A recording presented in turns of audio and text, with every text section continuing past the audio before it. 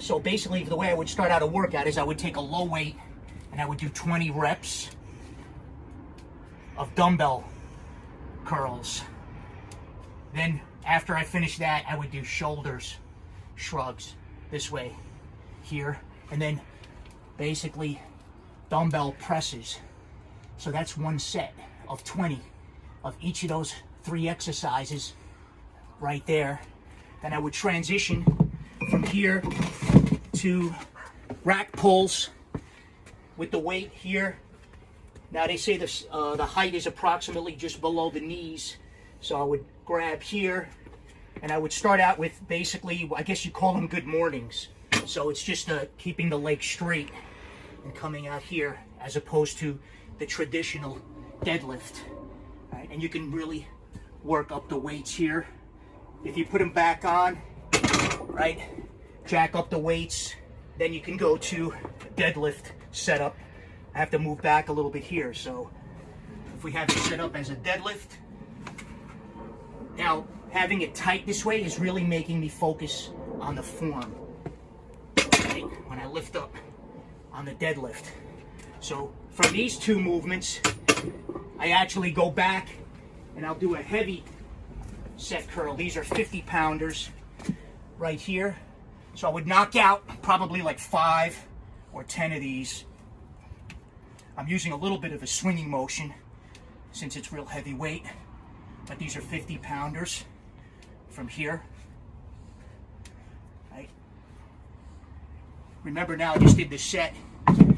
Basically, that's my arm workout right there. I would get the bar up for here, and I would work on basically standing military presses this way, here, right, then back down. I would go back, then I would start moving into squat territory from here.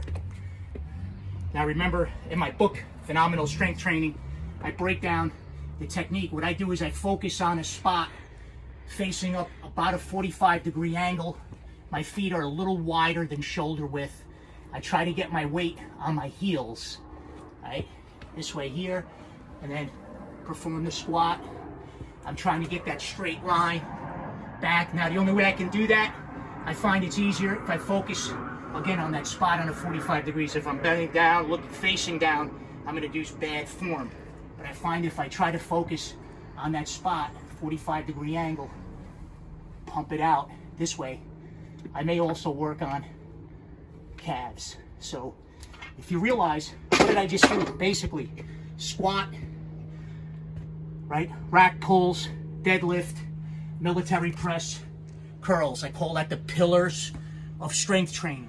For judo and grappling, if you ever, the idea of getting under the center of gravity, right? So that all you got to do is a slight lift to get the opponent over, right? I use that philosophy with weight.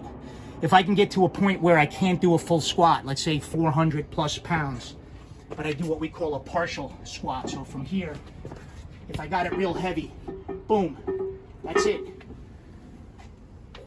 Knocking out a full rep squat, I'll do a partial squat. So, you know, right now you noticed I jack on another 45. All right.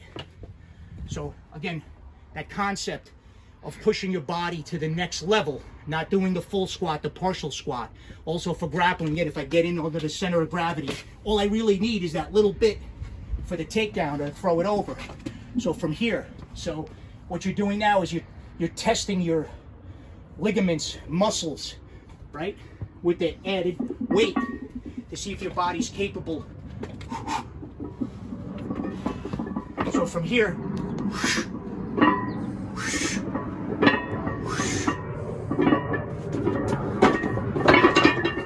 all right, and try to get my body, my muscles, knee joints, shoulders, waist, accustomed to the weight. Then I can play around with that. But again, what did I do? I just picked 4 or 5 basic exercises, the 5 pillars of strength for weight training.